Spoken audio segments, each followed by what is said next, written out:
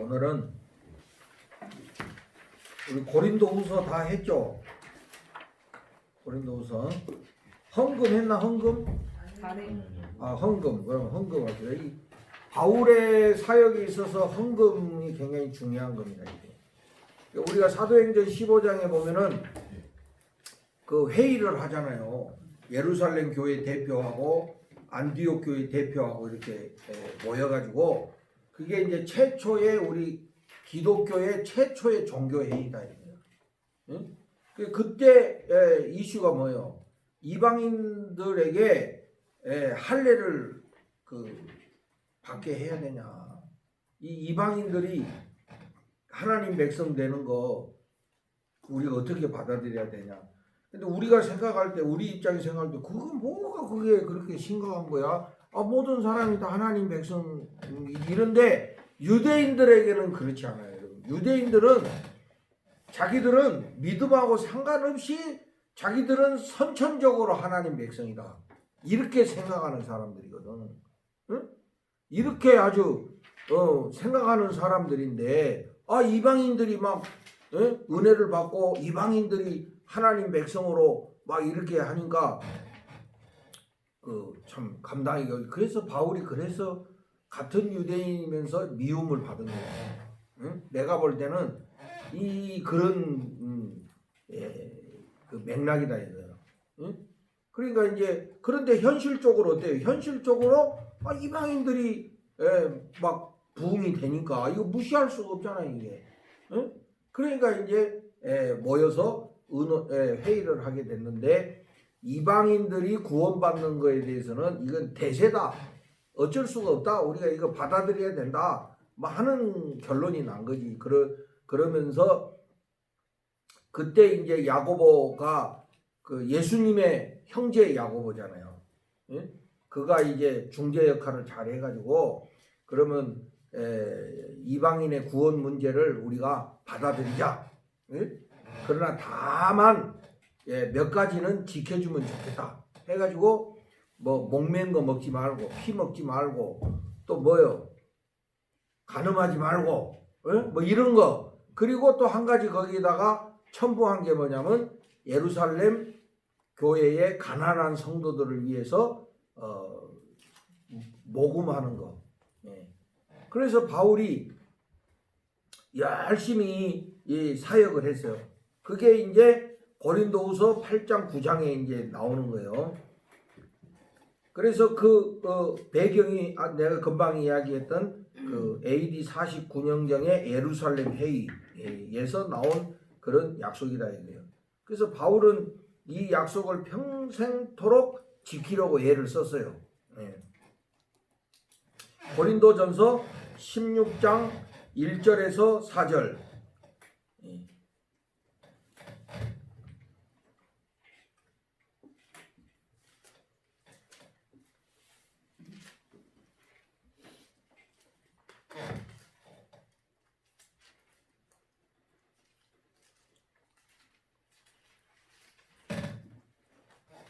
네, 16장 1절에서 4절 여기 이제 나오죠. 그리고 로마서 15장 25절 31절에도 언급이 되어 있죠.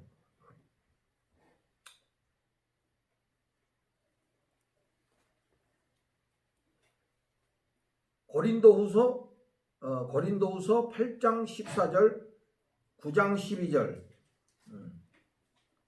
고린도후서 8장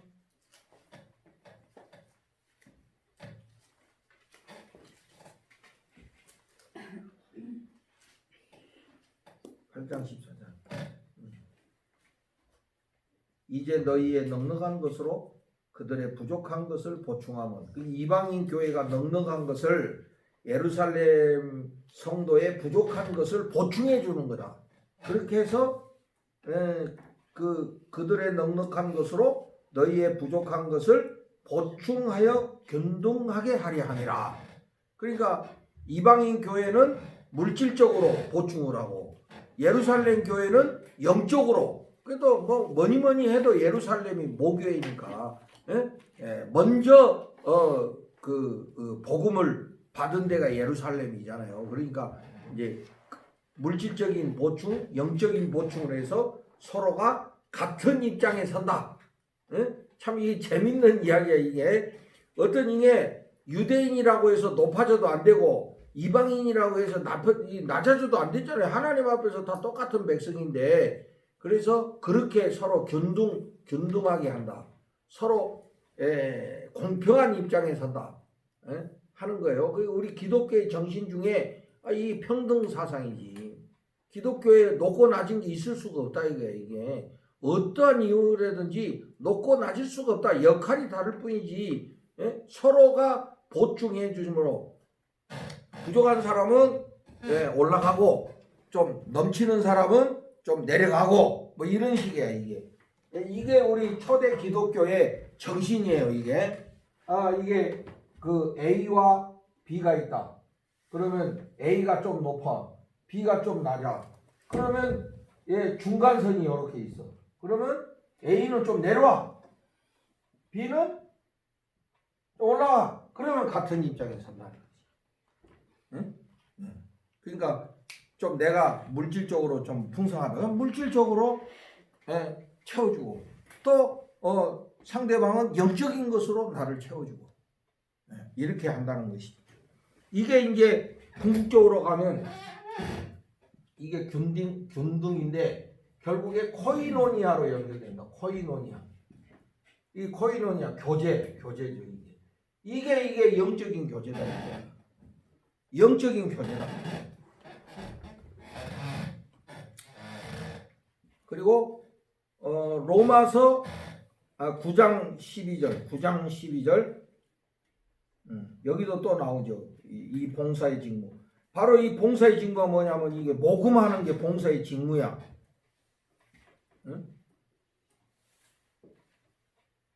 성도들의 부족한 것을 보충할 뿐만 아니라 이 똑같은 이 균등 사상이에요. 그리고 로마서 15장 27절. 로마서 15장 27절.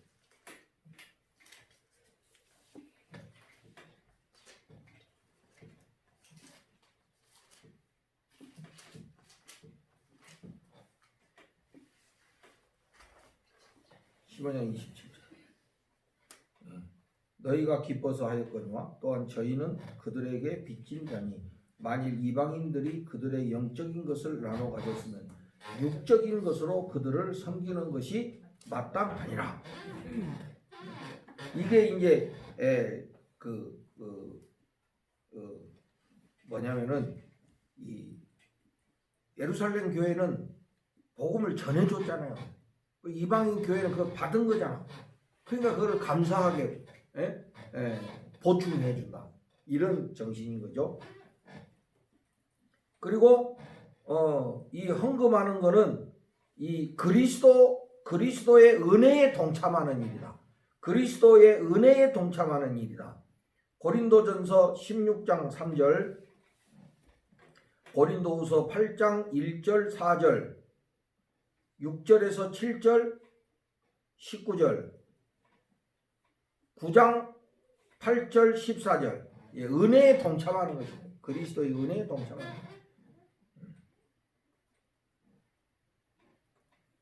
그리고 이 헌금은 더 나아가서 뭐가 되냐면은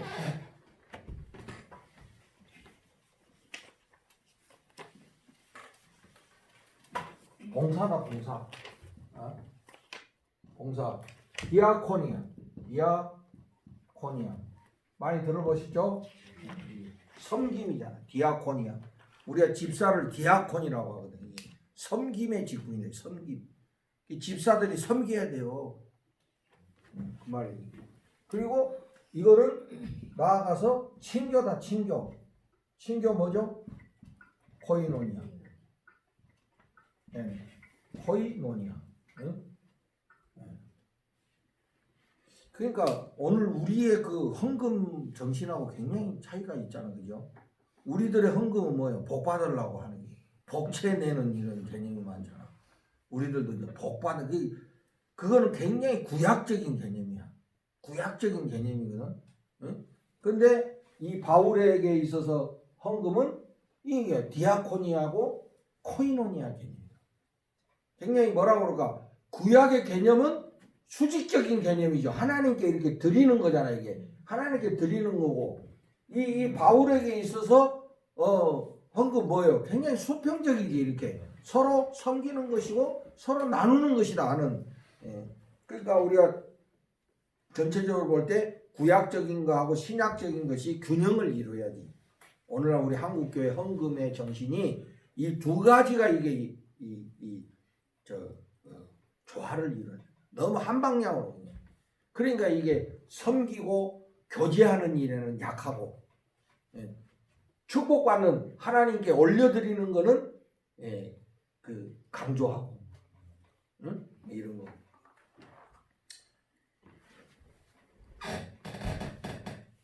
근데 여기 보면 바울은 헌금을 연보라고 했잖아요. 연보. 우리 어릴 때 연보돈 떼먹었지. 주일학교 연보돈 떼먹었지 너. 이 연보라는 말은요, 한자로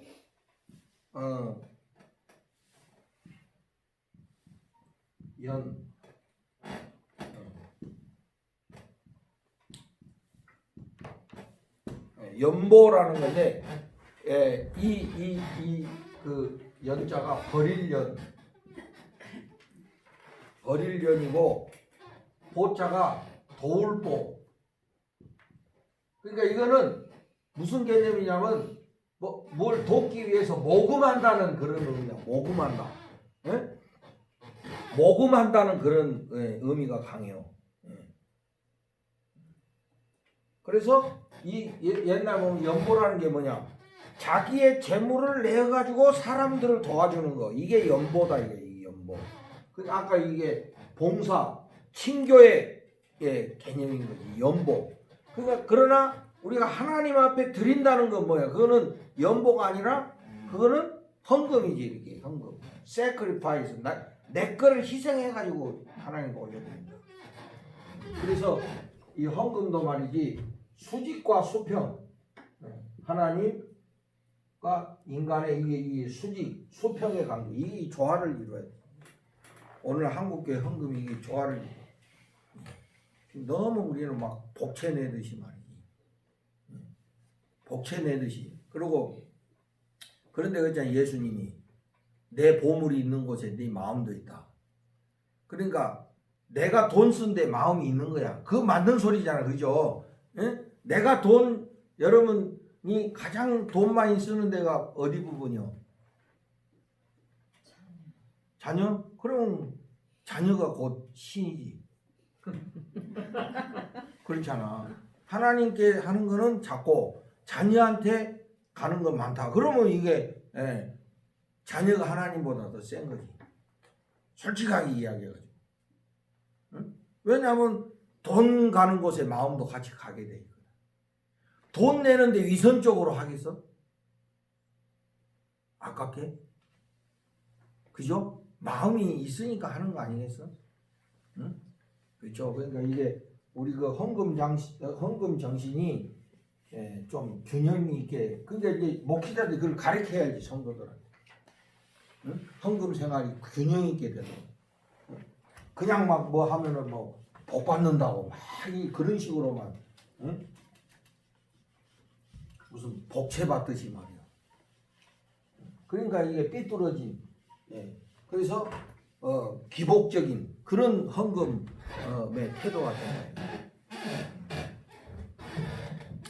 자, 그럼 이 헌금에 대한 교훈을 한번 봅시다. 첫째, 고린도후서 8장 12절. 고린도후서 8장 12절은 헌금하는데 형편대로 하라. 형편대로. 그러니까 다시 말하면 빚지면서 하지 마라 이 소리야. 없음대로 빚져갖고 하지 말고 자기 형편대로 하라. 형편대로 하라. 그러니까 많이 있는 사람은 당연히 많이 해야 되겠지. 많이 있으면서 안 하면 그 형편대로 하는 게 아니잖아, 그거는. 응? 그리고 9장 7절에 보면 억지로 하지 말고 즐겨 하라. 이게 즐겨내는 자를, 응? 인색하고 억지로 하지 말고 즐겨내는 자를 사랑하시나. 기쁜 마음으로 우리가 드려야 된다. 하나님 앞에 헌금할 때는 기쁜 마음으로. 근데 처음에는 아깝게 생각돼야 안 돼. 응? 좀 아깝지. 이거 매달 11조 하는 거 안 해도 이거 내가 적금 갖기도 훨씬 좋고 말이지. 할부금 갖기도 편하고 그런데. 그래가지고 실제로 막 몇 년 쉬는 사람이 있어. 11조 몇 년 쉬고. 응? 그래가지고 나중에 아예 안 해버려. 응? 근데 그런 식으로는 하나님 앞에 헌금하지 말아요. 우리 하나님한테 때는 기쁜 마음으로. 우리가 정말 교회를 사랑한다면 기쁜 마음으로 헌신해야지. 그걸 막 인색하고 억지로 그냥 막 눈치 박아서 하대. 그러다가 병난다 이게. 응? 그 다음에 세 번째는 8장 27절. 8장 21절. 이는 우리가 주 앞에서뿐 아니라 사람 앞에서도 선한 일에 조심하려 함이라. 그 뭐냐면은 그 앞에 보면은 그 헌금을 하는데 사람을 세워가지고 그 재정 관리를 잘해야 된다. 왜냐하면 그거 하다가 시험 들면 안 된다 이 소리거든 이게. 그래서 우리가 이 교회에서도 재정을 혼자 하면 안 돼.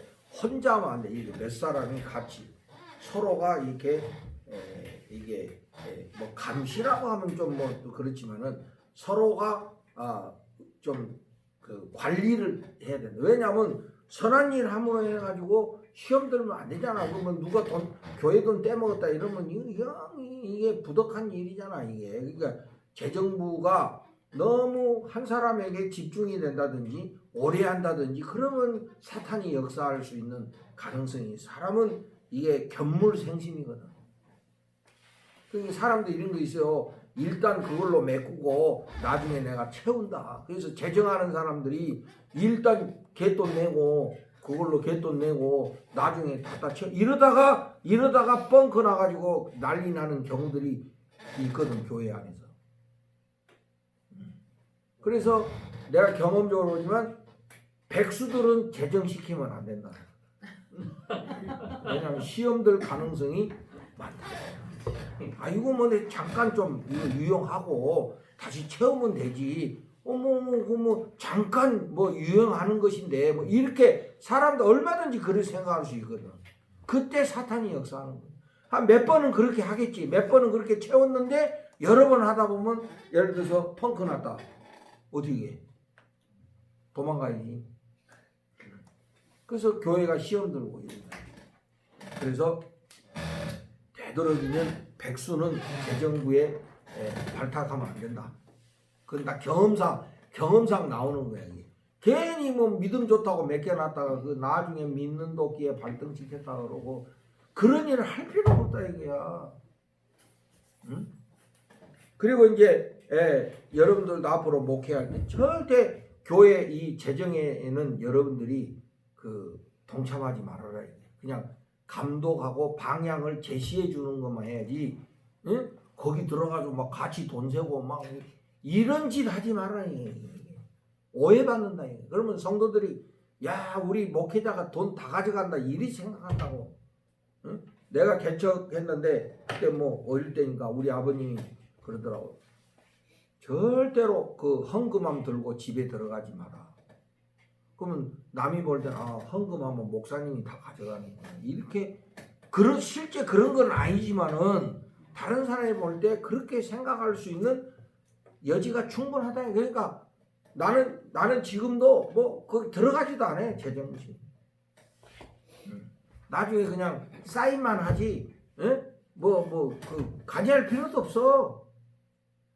그런데 이제 그것도 이제 우리가 조심해야 될 거는 그러면 또 재정부가 횡포할 수 있거든 또. 응? 그러니까 그런 게 리더십이야. 그런 게 리더십이라고.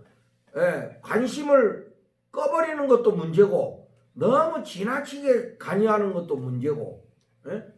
왜냐하면 목사는 이래저래 리더니까.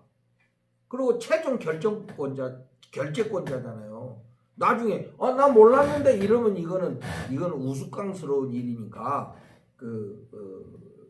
그런 재정부와의 그런 관계를 잘해서 자기의 리더십에 따라올 수 있도록 이렇게 해야 된다. 돈이라는 게 방심하면 사고 나잖아요. 아차하는 순간에 이게 사고 나는 것이거든. 그러면 교회가 엄청난 상처를 받는 거예요. 그것 때문에. 헌금한 사람들이 얼마나 상처받아. 응? 그래서 모든 성도들이 우리 교회는 이 헌금 부분에서는 믿을만하다 이런 인식이 돼야지. 좀 이상해, 수상해. 이렇게 되면은 이건 참 좋은 그런 현상은 아니다.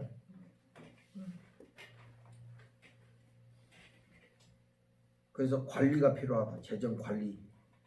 서로가 통제가 돼야 돼. 그러니까 서로가 통제. 예를 들어서 재정부를 부부간에 시키면 되겠어, 안 되겠어? 교인 없다고 부부끼리 부부를 시켜놓으면 되겠어, 안 되겠어? 안 되지. 부부는 마음을 합치면 사기도 칠 수 있거든. 그렇잖아. 부부가 연합하면 도둑질도 할 수 있어. 나쁜 예지만은 그럴 수 있다 이거야. 그렇기 때문에 안 돼, 그건 안 되는 거예요. 그리고 되도록이면 가족끼리는 안 하는 게 좋다. 응? 좀 이렇게 크로스로 해야 돼. 크로스로. 응? 크로스로 이렇게.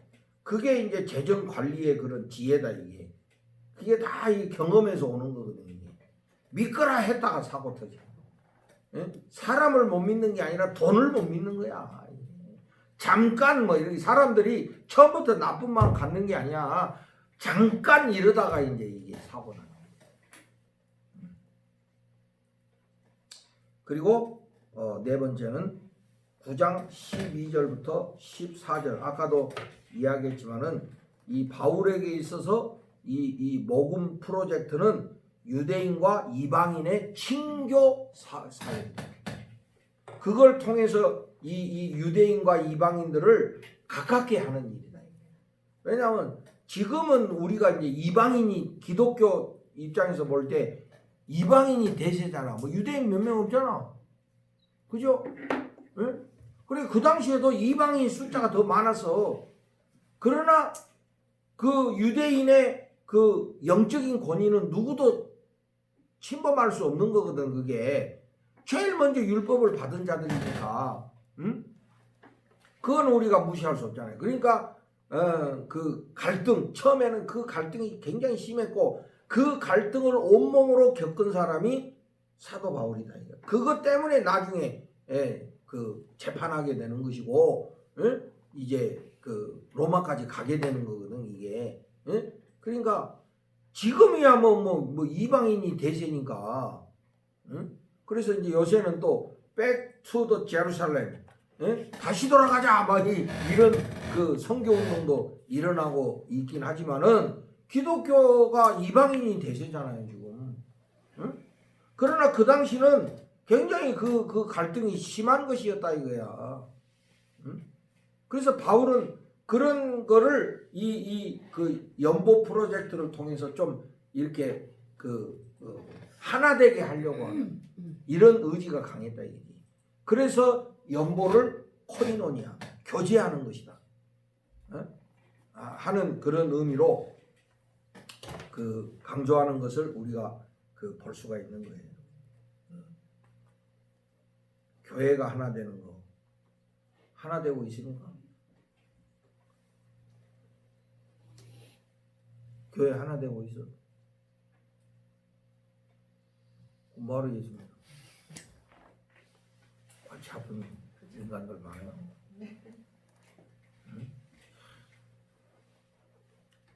그래서 우리가 예수님의 십자가를 무효화시키고 살고 있는 거예요. 예수님은 둘이 하나 되게 하시기 위해서 십자가에 죽으셨는데 우리는 여전히 하나 되지 못하고 교회 안에서도 서로 어르렁대고 갈등하고 목회자가 그거 신경 쓰다가 볼일 다 보고 스트레스 받고 탁상 늙어버리고 나중에는 병 생기고 이래요.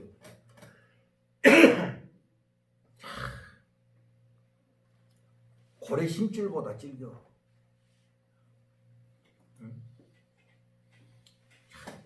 교인들 보면 말이야, 오래 다닐수록 더 그래.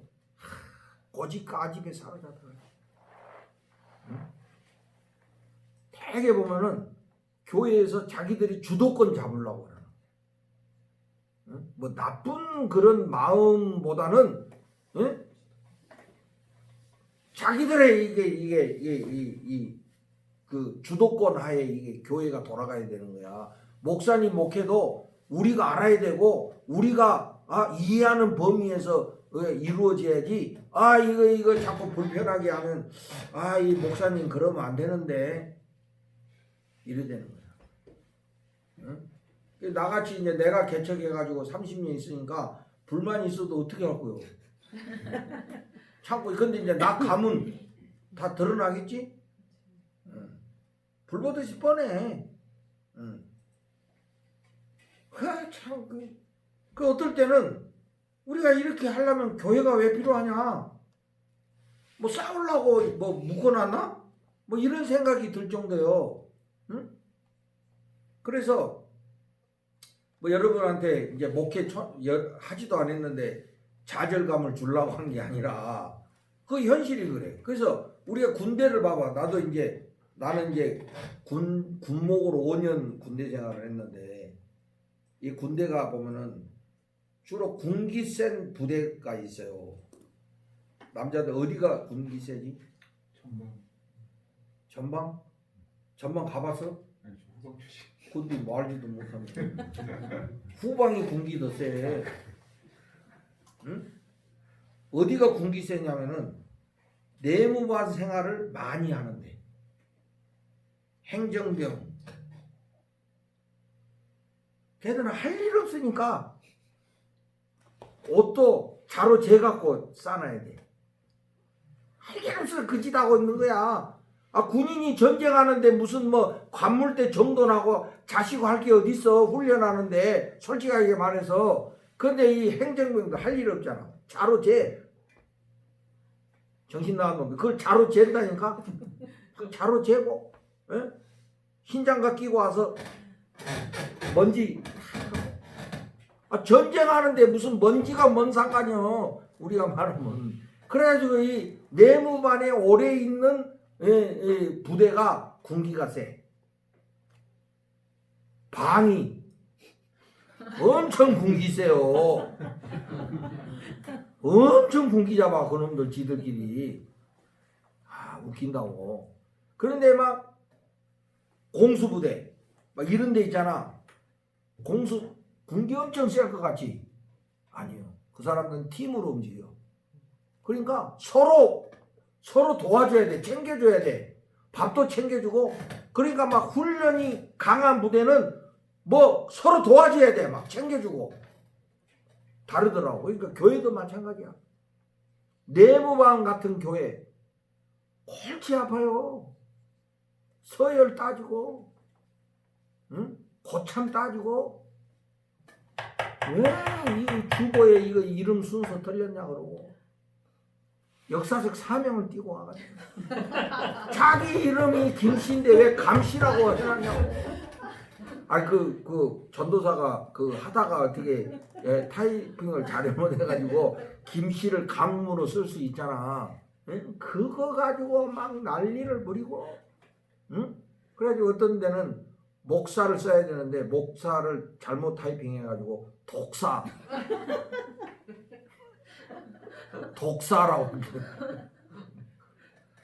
그 사람이 뭐 틀릴 수도 있고 그러잖아. 근데 그거 엄청 신경 쓰는 사람들이 교회 안에 수두를 간다니까.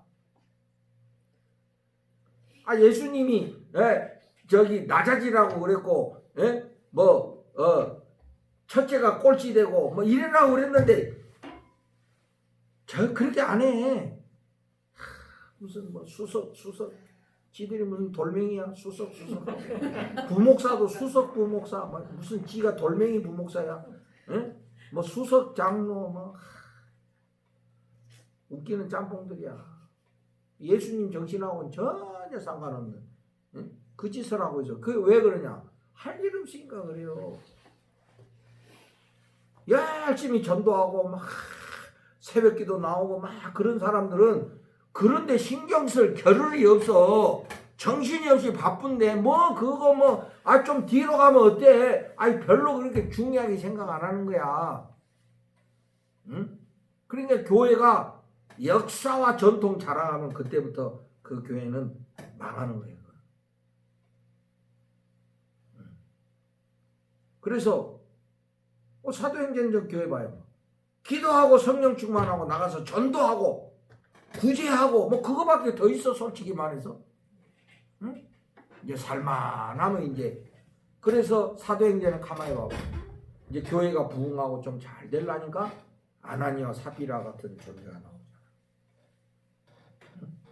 그전에는 막 성령 충만 나가서 전도하고 세술에 취한 사람들이단 말이지. 막 이럴 정도로 막 역사하고 이러기 때문에 뭐 속일 것도 없고 응? 군기 잡을 것도 없고 이래요. 그러니까 오늘날 교회도 마찬가지야. 이 교회가 오래된 사람들 많고 전도는 안 하고 기도도 안 하고 그러면 막 그런 거 가지고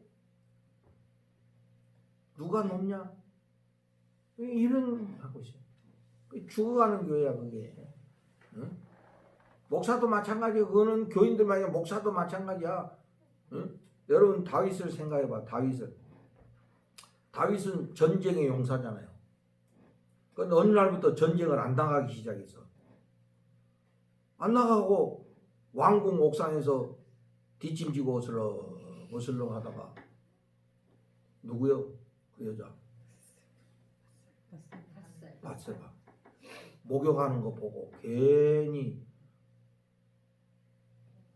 성령 충만이 아니라 성이 충만해가지고 그냥 사고 쳐가지고 그러니까 끝까지 전쟁 나가야 되는 거야. 뭐 그런 뭐 마음 생길 겨를도 없지. 응? 우리 지금 불륜하고 뭐 이런 사람들 봐봐. 다 그래도 먹고 살만하니까 그지다지. 뭐 지금 사는데 바쁜 사람이 무슨 뭐 누구한테 무슨 감정을 느끼고, 응? 그래 안 그래 여러분? 그죠? 이 목사도 마찬가지. 이제 조금 교회도 안정된 것 같고 뭐가 되는 것 같고 그러니까 응? 그 뒤부터 이게 힘이 팍 들어가고 말이지. 응? 이래 되는 거야. 모든 사람 똑같아. 그럴수록 우리가 더 우리가 움직여야 되거든. 그래서 내가 이제 나도 이제 목회 10년도 안 남았어. 그래서 내가 동네 쓰레기 줍고 난 일부러 그렇게 하는 거야. 내가 그거 잘해서 하는 사람이 아니야. 일부러 동네 쓰레기 줍고 붕어빵 내가 굽고 응? 막 일부러. 왜냐면 내 자신이 안 그러면 나태해진다니까. 이제 뭐 얼마 안 남았는데 이렇게 되면 다 같이 망하는 길이거든 그게. 응? 우리 항상 그거 조심해야 돼. 교회가 그래가지고 응? 약화되고 말이지. 이렇게 됩니다. 그래서 항상 뭐든지 사람이 생산성이 있어야 타락하지 않는 것이거든. 생산은 없고 시간은 많고 그러니까 뭐 사람이 자꾸 타락의 길로 가는 거예요.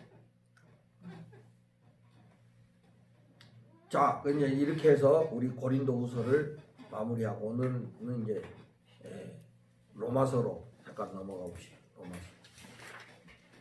먼저 우리 로마서 1장으로 가봅시다. 로마서가 바울 서신 중에서는 가장 이 신학적이고 교리적이고 또 복음의 진수를 담고 있는 그런 그 말씀이죠. 우리가 보면 로마서가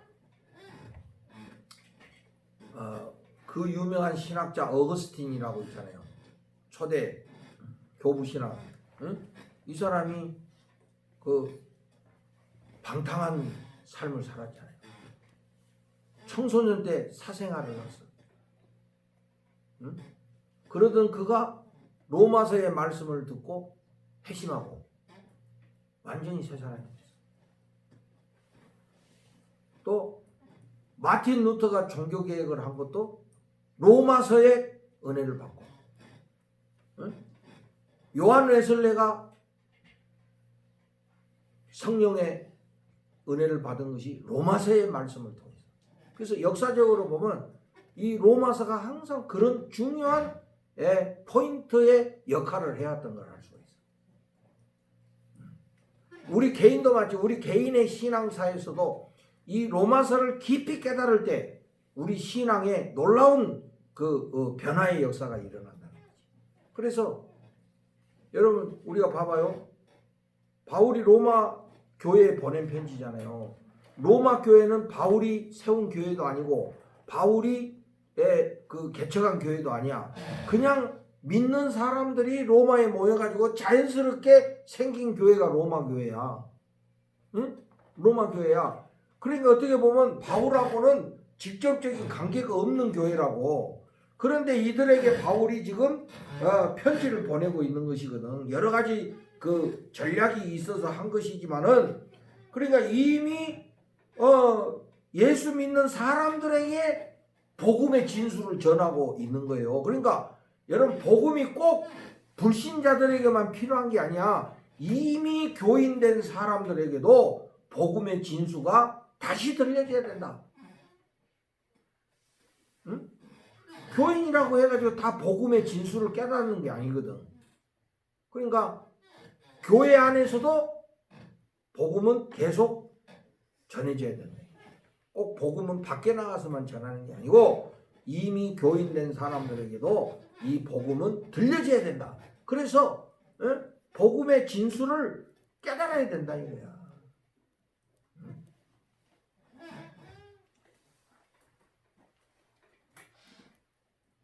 로마서 집필 배경을 봅시다. AD 58년 초기. 그때가 언제냐면 바울이 3차 전도 여행을 마무리할 때쯤입니다. 고린도에 있었죠. 그때 고린도에서 3개월 머무르고 있을 때입니다. 그래서 바울은 이제 자신의 신앙과 신학을 총정리해가지고 로마 교회에 써 보내는 거야. 여러분 봐보세요. 우리가 고린도 전후서 또 빌립보서, 데살로니가 전후서 이런 것들은 어떤 교회에 어떤 문제가 발생한 것에 대해서 바울이 하나의 어떤 해결 방안을 제시해 주는 거잖아요. 그죠? 그러니까 그런 편지들에게는 그 교회의 구체적인 상황들이 깔려 있잖아. 근데 로마서는 그런 배경이 없다고. 응? 그런 어떤 교회의 그런 구체적인 상황을 깔고 있는 게 아니야. 그냥 로마 교회에게 이 복음을, 바울이 믿고 있는 복음을 소개하는 것이다. 그렇다고 해서 사람은 상황을 떠날 수는 없어요. 그러나 바울이 어떤 로마 교회의 구체적인 상황을 듣고 편지를 쓴 건 아니거든. 우리가 고린도서 봤지만 고린도 교회는 사람들을 통해서 고린도 교회 안에 분쟁이 있다는 이야기를 듣고 바울이 편지를 썼잖아. 근데 로마서는 그렇지 않다는 거지.